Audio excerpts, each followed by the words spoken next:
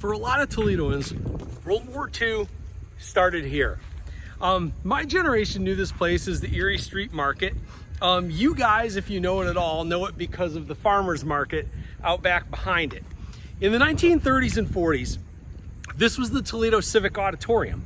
When the peacetime draft began in 1940, this was where thousands of Toledo men took their physicals and their tests and filled out their paperwork as they got inducted into the military.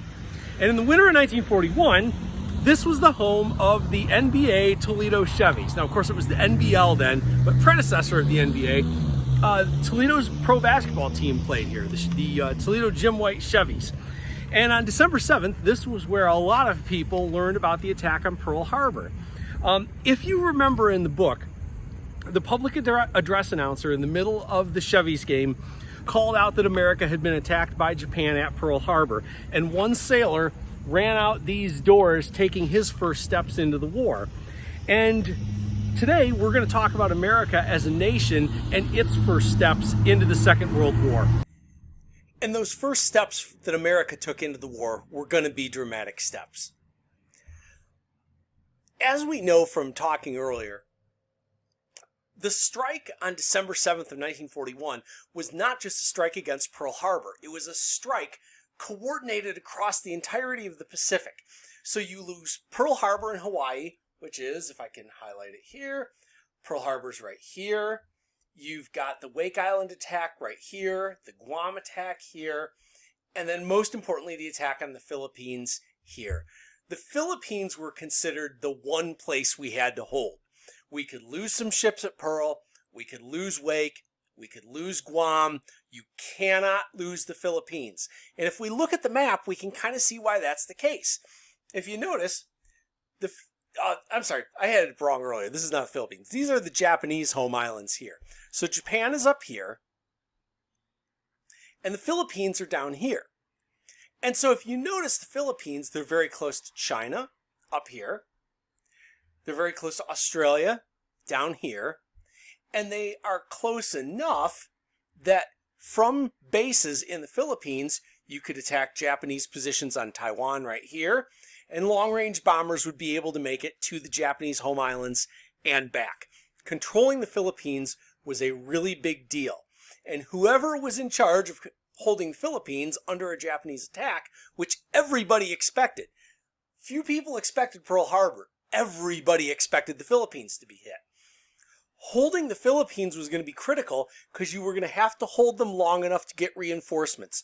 Hold on to these islands for 5 or 6 months until the United States can deliver reinforcements. Well, that's not what happened. All the way back to the late 1920s, and a Marine lieutenant colonel, whose name I cannot come up with right now, who had basically predicted exactly how the Pacific War was going to play out in the early stages. The Navy had known that the Philippine Islands were the key to the Pacific. They controlled the shipping lanes going to Southeast Asia, to China, and up to Japan. So throughout 1941, the United States had added forces in there. And they had about 151,000 men, which is roughly the equivalent of 10 combat divisions. In July, they assigned an old general named Douglas MacArthur to command. Now, MacArthur has a really complex story up to this point. MacArthur fought in the First World War, rose through the ranks pretty quickly because his father had been a decorated officer, and his mother really pushed hard for Doug MacArthur to get every advantage in the American military. MacArthur then, in the late 30s, early 40s, he basically gets this contract from the government of the Philippines. The Philippines are an American colony at the time. They were one of those places that was won by the Americans in the Spanish-American War. He basically becomes the generalissimo of the Philippine Armed Forces, which would basically kind of be like a National Guard today, but somewhat independent because of their status as an American territory. The force that MacArthur has between his Filipino soldiers, Filipino scouts, and the American forces that were brought in, the mainland American forces that were brought in, outnumbers the Japanese invasion force by a ratio of 3 to 2. So this is not like an evenly matched thing. And when you play defense, you typically don't need as many guys to defend an area as your attacker is going to need landing troops. MacArthur has a force that is more than capable of fighting off the Japanese. He has the numbers, he has the tools, he has what he needs to fight off a Japanese invasion. The problem was, when we look at the character of the United States Army, the United States is offense first. And if you think about the sports that Americans love, we love football because football is what? Offense. Nobody goes to a football game to see like a 6-2 win where one team gets 2 field goals and the other team gets a safety. When people go to a football game, most Americans want to see a score of like 49-42. We love offense. When you talk about baseball, a lot of baseball fans, casual baseball fans, are the people who want to go to a game that ends up being 10-4 with a bunch of home runs. Basketball games, the most memorable basketball games people are going to talk about is, oh, this one time I saw the Heat put up 152. Americans love offense. Now, real quickly, compare that to the rest of the world. Favorite sport in the rest of the world is what? I think you guys know. It's what we call soccer, what they all call football.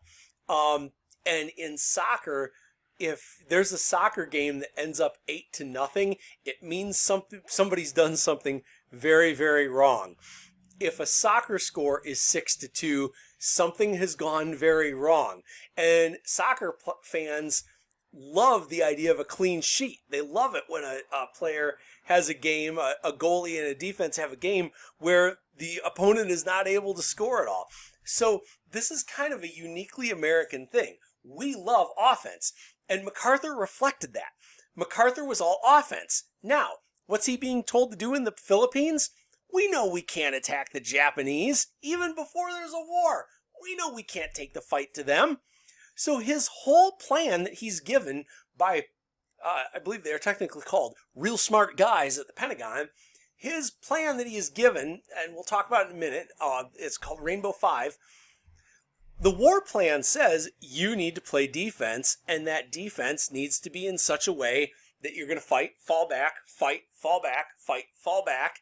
And you're going to do this long enough, and you're going to prepare well enough that you can hold out for a real long time.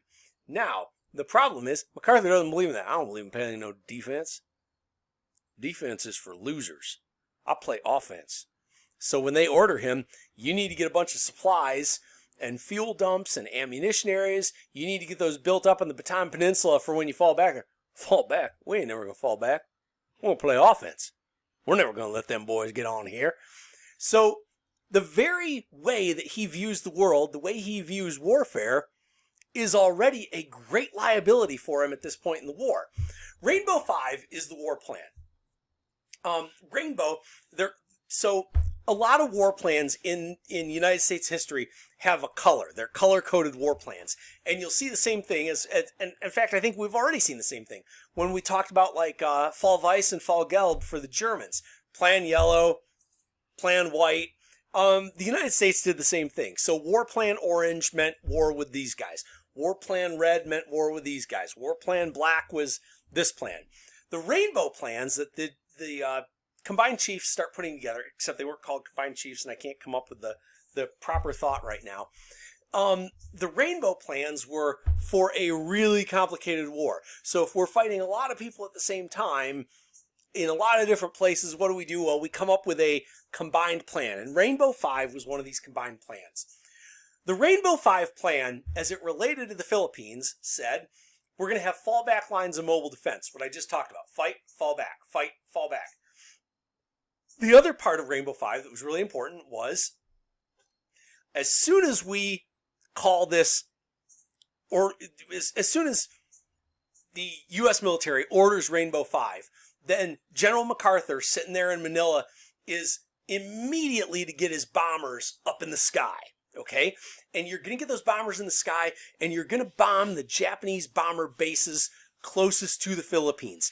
Take those bomber bases out so their planes can't just wreak havoc on you. You're going to abandon the city of Manila. Nobody wants to fight in a city. Nobody wants that kind of destruction on their hands. But also a city is a really terrible place to fight. So get out of Manila and then retreat back to this peninsula called Bataan, which is kind of across the bay from Manila. And on Bataan, you're going to have these preset defenses. You will have put all kinds of food in storage, all kinds of fresh water, all kinds of ammunition, all kinds of fuel, everything you need to fight a war, you're going to have stored on that peninsula. So when you fall back, when you retreat on purpose, you will have everything you need to hold out forever. MacArthur won't follow that plan, though, because he's offense first. I'm going to fight him on the beaches all over the place. Well, here's the problem. The Philippines is a series of like several hundred islands. You can't defend them all. There was one of the famous European generals or leaders, I want to say it was Charlemagne, but I'm probably wrong about this, said that, maybe it was von Moltke, who knows, some European military leader had said, he who defends everything defends nothing. And MacArthur wanted to defend everything. Well, you can't defend everything. And that means you're going to lose. What MacArthur did was disperse his force. He dispersed his forces. You guys have all heard the phrase divide and conquer. MacArthur did it to himself. He divided his own force so it could be conquered. And so what he had were multiple small, weaker forces instead of one large, powerful one that could carry out this plan of fight, fall back, fight, fall back, fight, fall back. MacArthur's failure to act is really one of the great questions of World War II. And typically historians try not to play the what-if games too much, but there are some really spectacular what-if games you can play with MacArthur and executing Rainbow Five. A week before the attack on Pearl Harbor on the 27th of November, 1941, the War Department told MacArthur, we believe an invasion is imminent. Now again, they didn't know for sure Pearl Harbor. They knew the Philippines were going to be targeted. They ordered him to prepare for Rainbow Five immediately. And MacArthur's like, yeah, about that. Ain't doing it. And then Pearl Harbor comes about. Now, you got to keep in mind, I hope you understand what I'm saying when I say the Pacific Ocean is kind of big. And the fact that it's kind of big means there are multiple time zones out there. So the attack on Pearl Harbor is happening around 8 in the morning Hawaii time. It's happening after lunch Toledo time. And it's happening just before 3 a.m. in the Philippines. So it kind of gives you an idea of how big the Pacific Ocean is. So it's a little before 3 in the morning on the 8th of December, because he's on the other side of the international date line, that Douglas MacArthur is woke up at the presidential, or not presidential palace, one of the big palaces in Manila. He's woken up and told, sir, Pearl Harbor has been attacked. His first reaction is not, oh crap, we better defend everything. His first reaction is, oh, Pearl Harbor got it. Guess we're safe. And at 5:30, he gets a direct order from the War Department. You need to execute Rainbow Five. You need to put that plan into action immediately. And if you guys think about it, what's that first most important thing? It's like that snap count bombing. Like you're hike, get those bombers in the air, get them over the Japanese airstrips. He doesn't do it.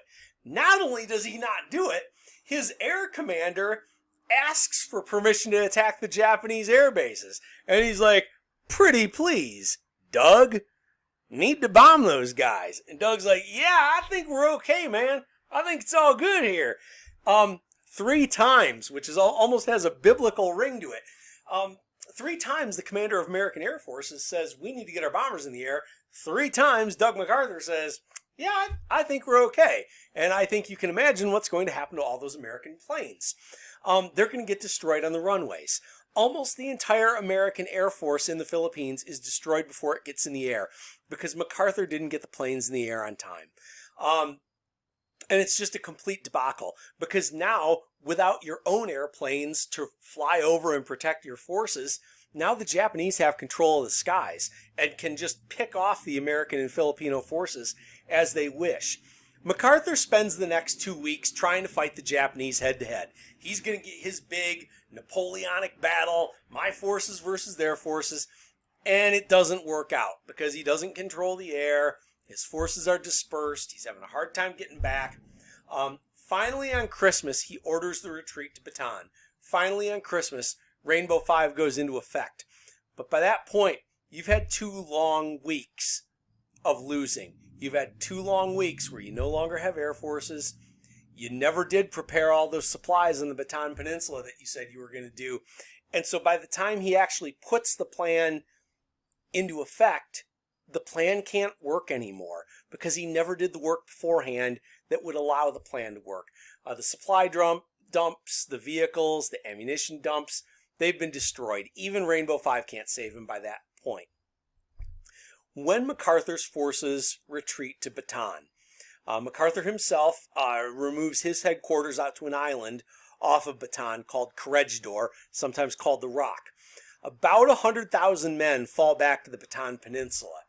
One of the problems they have is that half of the peninsula has already been taken by the Japanese. And not like if you think of a peninsula coming down like here's my peninsula. It's not like they got the bottom half or the top half. Like they got the middle of the peninsula. So now you're stuck with water on one side, Japanese back here, Japanese over here. It's a really, really bad situation for the American forces. Their supplies are gone. They don't have any defensive positions prepared. It's almost impossible to create defensive positions. They're starving. They don't have any of the proper footwear or supplies they need. Ammunition is running low. Over the next 8 weeks, 20,000 men, 20% of the men who fall back to Bataan are going to die in fighting. Meanwhile, MacArthur is whisked away to safety.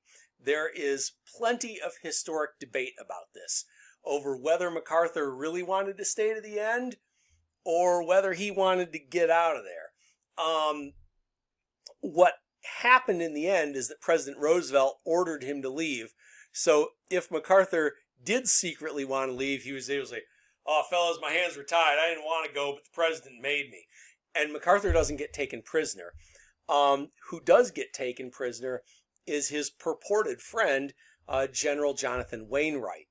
And Wainwright and 79,000 men are left to surrender to the Japanese. Now, keep in mind, in the Japanese frame of understanding the world, in the Japanese code of warfare, surrendering is seen as something less than manly, less than noble. The Japanese are not prepared to take prisoners. They can't imagine a world in which you take prisoners. And all of a sudden, they've got 79,000 prisoners. That's going to lead to 2 assumptions. Number one, these 79,000 men, we're not ready to take them because we don't have prisons prepared, we don't have food for them, we don't have clothing, we don't have guards, because we never thought we'd take that many prisoners. By we, I'm talking about the Japanese here. The other assumption the Japanese are going to make is that these are 79,000 men who are somehow less than honorable. So I think you can imagine this is going to lead to some really bad situations. Not prepared for prisoners, and they think the prisoners are something less than noble. This is going to lead to what's called the Bataan Deathmarch. These are some of the men from America who survived the Deathmarch. And you can see that these pictures look like pictures from concentration camps in Germany, right? These men are skin and bones. Some of them are going to lose more than 50-60% of their body weight over the time that they're in Japanese custody. This photograph right here, these are some men who were about to be executed during the Bataan Deathmarch. And the guy with the dirty face and those just haunting eyes right there, his name is James MacDonald Gallagher, and he actually lived in Toledo for a while. He was a journalist. His folks lived in Toledo. He lived in Toledo a bit, and then he was a sports writer in Philly and joined the Army, became an officer. He was a captain, and he was murdered by the Japanese during the Bataan Deathmarch. This is a bunch of American soldiers who were surrendering. You see that their arms are up as they're being marched away. I want you to notice something, and hold on a second. Notice the helmet that these guys are wearing, if you can, and it looks like a World War I helmet. I think. Yeah, here we go. The American soldiers who were in the Philippines still had old equipment. They didn't have the newer helmets. And I think when you guys think of World War II, this is the helmet that you kind of imagine. The one that's kind of tight to the head, does not have a real wide brim. It's got a liner on the inside that's made of plastic. It's got a suspension system to sit on your head, and then the metal exterior. This is the helmet that people typically associate with World War II American soldiers, and that's not what these guys are wearing in one of the first battles of World War II. These guys are still wearing those old World War I doughboy helmets. And I always find that kind of shocking to think that these guys really were fighting with 19-teens technology against the 1940s enemy. During this death march, the Japanese make a conscious decision to wear away the survivors, which is a polite way of saying kill as many survivors as you can so you don't have to take care of as many as prisoners of war. They get no water or food for the first 3 days. Anybody who's a straggler gets bayoneted, beheaded, shot. I believe you read in the chapter about 2 Toledoans who got away. One was a priest and one was a businessman. And the priest was left for dead. He had been assaulted and they thought he was dead and they left his body there. And some Filipino guerrillas came down and took Father Duffy to safety. 11,000 of the 80,000 men or 79,000 men die before they get to the first of the prison camps set up at the former American military base, Camp O'Donnell. And another 22,000 are going to die in the camp throughout the war or on hell ships to Japan, which we'll talk about later. Add it all together. MacArthur lost 20,000 men in 8 weeks of fighting here. Another 11,000 on the march, which gets us up to 31,000. 53,000 of his initial 100 and some thousand are going to die because of poor planning and being overconfident. There's a military writer by the name of Thomas Ricks, whom I really admire, and I like his work. And there's another book I've read called 15 Stars by a historian named Stanley Weintraub. They both make the argument, which I have really come to appreciate. When I was in high school, we were told that MacArthur was one of the greatest heroes in American history, greatest general ever to live. And as time has gone on and more books and biographies have been written of MacArthur, there's been a real reassessment of who Douglas MacArthur was as a general. And Ricks has gone so far as to say MacArthur is one of the 3 worst generals in American history. And really, he uses the experience of failing to execute Rainbow 5, this incredibly strategic plan at an incredibly important point in the war, as kind of the prime evidence against MacArthur being a great general. Does he have some great moments later on? He does. But does it make up for the fact that he lost the most strategic place in the war, and in doing so, consigned 50,000 Americans to die? That is not typically what we think of with great generalship. Even with all of this, you're doing great.